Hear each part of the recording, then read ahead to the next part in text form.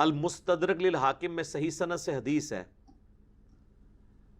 الموجب الکبیر طبرانی میں بھی موجود ہے صحیح سند سے، اللہ تعالیٰ میری امت کو کبھی گمراہی پر جمع نہیں ہونے دے گا، جماعت پہ اللہ کا ہاتھ ہے۔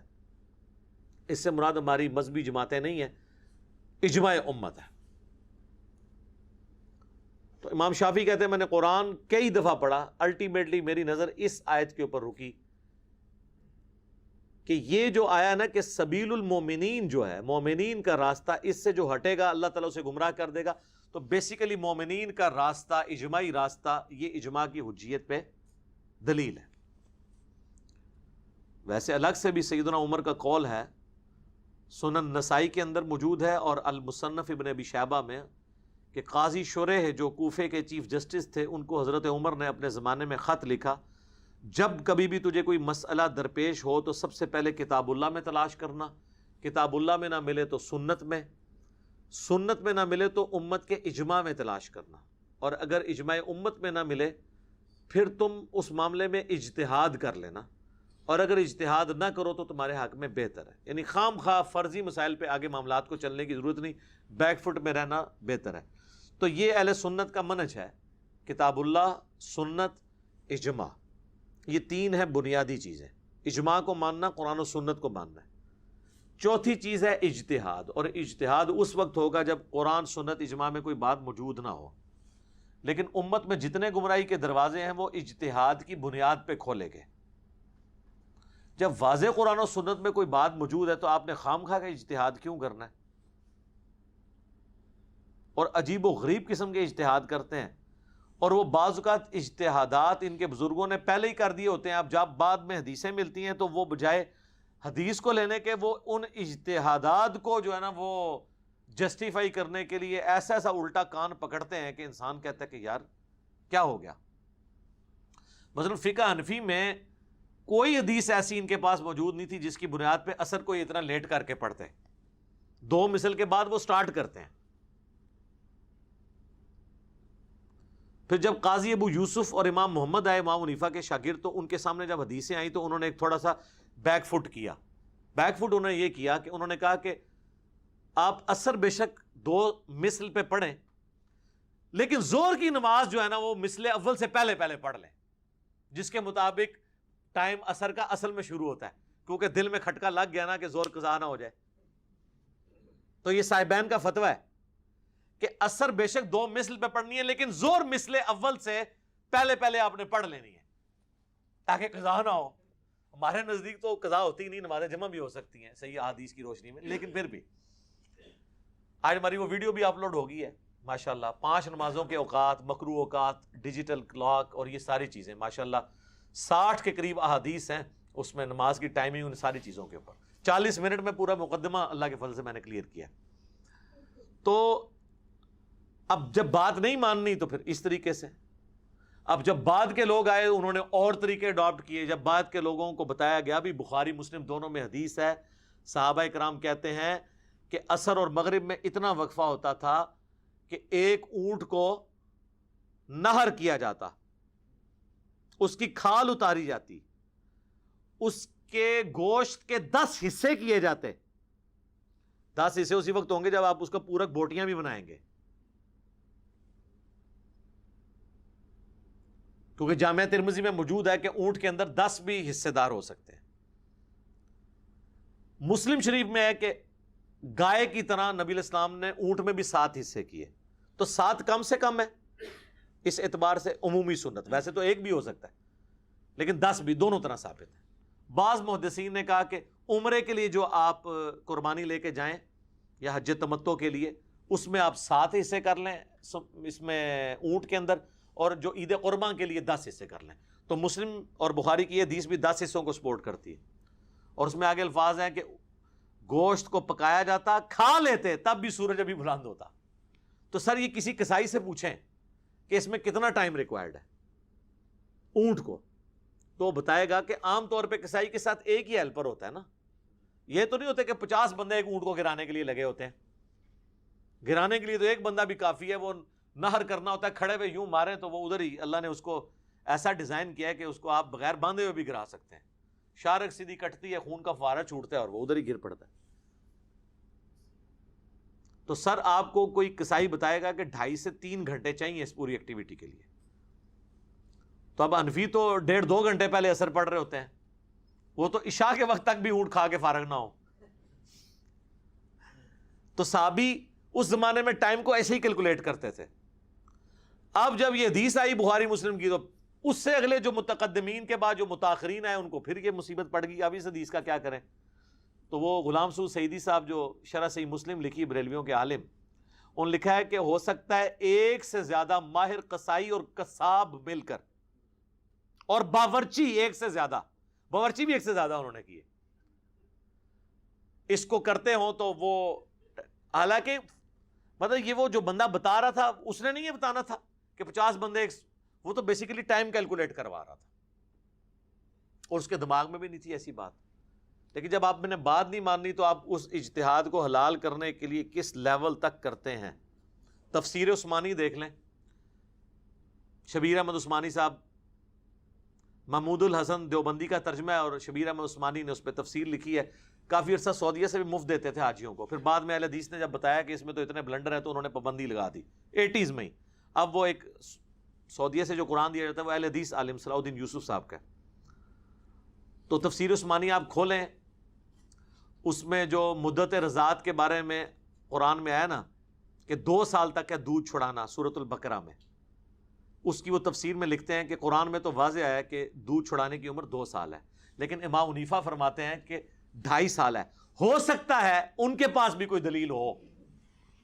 حدیثوں میں تو کہتے تھے نا ساڑیاں حدیثاں گواچ گئیاں اور لکھاں سن تھوڑیاں رہ گئیاں، اور لکھاں روایتاں سن، حدیثاں نہیں سن، اور ترک سن، اسناد سن، چینز تھی. حدیثیں تو نبی الاسلام کی بمشکل 10,000 ہیں، ساری بھی آپ جمع کر لیں، اسناد لاکھوں میں ہو سکتی ہے. ایک حدیث سینکڑوں تابعین سے آئے. تو وہ اب ان سے پوچھیں کہ حدیثوں میں تو چلو آپ گڑبڑ کرتے تھے، قرآن کے خلاف کون سی ایسا کوئی اور پیرل میں قرآن ہے کہ جس میں یہ لکھا ہو کہ 2.5 سال کی مدت ہے. وہ کہتا ہے نہیں، سورہ احقاف میں ہے کہ وہ عورت کا جو حمل ہے پھر اس کا بچہ جننا اور دودھ چھڑانا یہ 30 ماہ میں مکمل ہوتا ہے. تو وہ کہتے ہیں کہ اس میں جو ہے نا وہ ثابت ہو جاتا ہے کہ جی 2.5 سال کا وہ آپ لگا لیں اس کے اندر دودھ چھڑانے کی عمر بھی. تو حالانکہ یہ عثمانی صاحب کے دماغ میں نہیں آیا کہ میں نے یہ دلیل لینی ہے. وہ 30 ماہ اس لیے ہیں کہ کم سے کم پریگنینسی آئیڈینٹیفائی ہو جاتی ہے 6 مہینے کے اندر، اور 6 مہینے پلس 2 سال، کیونکہ اس میں اللہ نے ساری چیزوں کو اکٹھا ذکر کیا ہے. یہ وہ 30 ماہ کہتے ہیں کہ یہاں 30 ماہ سے مراد دودھ ہے. تو پھر تو قرآن میں کنٹراڈکشن آ گئی. سورہ النساء کی آیت نمبر 82 ہے، اگر قرآن اللہ کے سوا کسی اور ہستی کی طرف سے ہوتا تو اس میں اختلاف کثیر باتیں. سورہ بقرہ میں تو اللہ کہہ رہا ہے دودھ چھڑانے کی مدت 2 سال ہے، اور سورہ احقاف میں جا کے اسے 2.5 سال بتا رہا ہے، 30 مہینے. وہاں سب اللہ نے ذکر کیا کہ اس کا جو ہے وہ حمل اور دودھ چھڑانا، یعنی دودھ چھڑانا پلس حمل، یہ 30 مہینے، کیونکہ کم از کم 6 مہینے کی پریگنینسی ہو سکتی ہے. تو راؤنڈ آف کر کے وہ 30 مہینے بنتے ہیں. اگر پورے پورے کریں گے تو 33 ہیں. تو عربیوں میں راؤنڈ آف کا بھی مسئلہ تھا. نبی اسلام کے بارے میں آپ بخاری مسلم میں دیکھیں، آپ کو حدیثیں ملیں گی. ایک صحابی کہتے ہیں آپ کی 63 سال عمر تھی، دوسرا کہتا ہے 60 سال تھی، تیسرا کہتا ہے 65 سال تھی. موٹا موٹا صاحب ہوتا تھا نا. تو امام بخاری نے ان ساری حدیثوں کو نقل کر کے کہا کہ ایکچولی حضور کی عمر 63 سال تھی. جس صحابی نے ادھر راؤنڈ آف کیا اس نے موٹی موٹی 60 بتا دی، جس نے اس طرف راؤنڈ آف کیا اس نے 65 بتا دی.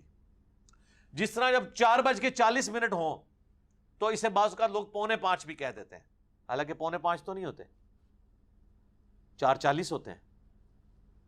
تو 4:40 کے اندر تو ہو سکتا ہے، لیکن اگر یہ سوئی 4:30 اور 4:45 کے درمیان ہو، پھر کچھ لوگ کہیں گے 4:30 ہوئے نے، کوئی کہے گا 4:45 ہوئے نے، وہ سینٹر میں آ گیا نا. اب 63 ایک ایسی چیز ہے جو 60 اور 65 کے آلموسٹ درمیان میں ہے. تو جو اس طرف راؤنڈ آف کرتا ہے موٹا موٹا 60، اس زمانے میں لوگ موٹا حساب کتاب کرتے ہیں. تو قرآن میں یہ جو آیا دودھ چھڑانے کی عمر پلس اس کی پریگنینسی کا ذکر ہو رہا ہے. 30 مہینے. لیکن وہ کہتے ہیں نہیں ہو سکتا ہے امام حنیفہ کے پاس بھی کوئی دلیل ہو. چونکہ اب بات نہیں ماننی, یہ نہیں ماننا کہ یار فتویٰ غلط ہو گیا ہے, اس میں کوئی ریمیڈی کر لیں ہم. اور یہ نہ سمجھے کہ میں کوئی توہین کر رہا ہوں.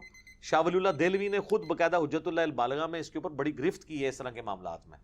میرا جو مسئلہ نمبر 197 ہے, مجھ پہ اماموں کی گستاخی کا الزام لگایا گیا, میں نے اس میں بتایا کہ شاہ ولی اللہ دہلوی نے خود لکھا ہے کہ فقہ حنفی کے اندر سب سے زیادہ خامیاں اسی لیے ہیں کہ یہ مرفوع احادیث کے مرتب ہونے سے پہلے ہی فقہ بنا لی گئی, تو اس میں کئی ایک فتوے احادیث کے خلاف تھے. تو ویسے تو کہتے ہیں کہ امام حنیفہ کے شاگردوں کے شاگرد ہیں امام شافعی, تو شاگردوں کے شاگرد ہیں تو انہوں نے 80% مسائل میں اختلاف کیوں کیا ہے؟ ان کو پتہ چل گیا گڑبڑ ہوئی ہے. اور وہ گڑبڑ یہ تھی کہ امام حنیفہ تابعین کے اقوال کو بھی حجت مانتے تھے, جبکہ کئی ایک مرفوع احادیث جب بعد میں آئیں تو وہ تابعین کے اقوال کے خلاف تھیں, وہ تابعین کی اپنا ذاتی اجتہاد تھا. میں اگلے دن ڈاکٹر سراج صاحب کو سن رہا تھا, وہ بالکل الٹ بات کر رہے تھے. وہ کہتے ہیں کہ فقہ حنفی کا آپ کمال دیکھیں کہ حالانکہ حدیثیں نہیں بھی تھی تب بھی انہوں نے فقہ مرتب کی, اور لوگ حیران ہیں کہ وہ ایگزیکٹلی احادیث کے مطابق تھی. پتہ نہیں کیڑی احادیث کے مطابق سر. حالانکہ میرے جو پرسنل میٹنگ میں انہوں نے کہا تھا کہ یعنی قرآن و حدیث کے خلاف سب سے زیادہ اگر کوئی فقہ ہے تو فقہ حنفی ہے. اور کہتے تھے یہ تو ہے ہی اجمی فقہ ہے. یہ مجھے خود انہوں نے کہا اپنی وفات سے آلموسٹ 2 سال پہلے, 2008 کے اندر. تو ویڈیو تو خیر ان کی یہ پرانی ہو سکتا ہے بعد میں ان پہ بات کھل گئی ہو. تو بزرگوں کے اقوال کو جسٹیفائی کرنے کے لیے آپ اس لیول تک, ابھی تو آپ کئی حنفی علماء کی باقاعدہ ویڈیوز دیکھیں, انہوں نے تو بڑے گندے گندے قسم کے جو مسائل ہیں جو فقہ حنفی کے تھے اس کو بھی جسٹیفائی کرنے کے لیے کیا کیا دلائل دے دیے. بندہ حیران ہو جاتا ہے کہ اس لیول پہ بھی کوئی اتر سکتا ہے. چلو یار بندہ خاموش ہی ہو جائے, خاموش ہونے سے بھی فتنہ دب جاتا ہے. آپ خود اس فتنے کو ہائی لائٹ کرتے ہیں, پھر اس کا جواب دیتے ہیں, تو لوگ سمجھتے ہیں یہ لوگ گھاس کھاتے ہیں. لوگ گھاس تو نہیں سر کھاتے, لوگوں کو تو پتہ چل رہا ہے کہ یہ کیا ہو رہا ہے. اب یہ ایسے ایسے مسائل لکھیں کہ اگر یہ انگلی پہ نجاست لگ جائے تو چاٹنے سے پاک ہو جائے گی. یہ اول تو یہ مسئلہ لکھنا ہی نہیں ہے, اب لکھا گیا تو اب اس کو بحث میں کیوں لے کے آ رہے ہو؟ ٹھیک ہے, زنا کرنا تو حرام ہے لیکن اس کی اجرت حلال ہے جی, اس کو جسٹیفائی کر رہے ہوں گے. تو بس عجیب و غریب قسم کے مسائل ہیں. چھوڑ دیں, پھر معاملات کہیں اور تک نکل جائیں گے. میں نے چونکہ اجماع کی حجیت کے حوالے سے یہ بات تھوڑی بہت کرنی تھی, باقی میرا مسئلہ نمبر 31 آپ دیکھ لیں اجماع کی حجیت کے اوپر, کئی ایک دلائل آپ کو اور پتہ چل جائیں گے. اللہ تعالیٰ سے دعا ہے جو حق بات میں نے کہی اللہ تعالیٰ ہمارے دلوں میں راسخ فرمائے. اگر جذبات میں میرے منہ سے کوئی غلط بات نکل گئی تو اللہ تعالیٰ ہمارے دلوں ہی سے اسے دھو ڈالے, ہمیں معاف بھی فرما دے, ہمیں کتاب و سنت کی تعلیمات پر عمل کر کے دوسرے بھائیوں تک پہنچانے کی توفیق عطا فرمائے. سبحانک اللہم و بحمدک اشہد ان لا الہ الا انت استغفرک و اتوب الیک وما علینا الا البلاغ المبین. جزاکم اللہ خیرا.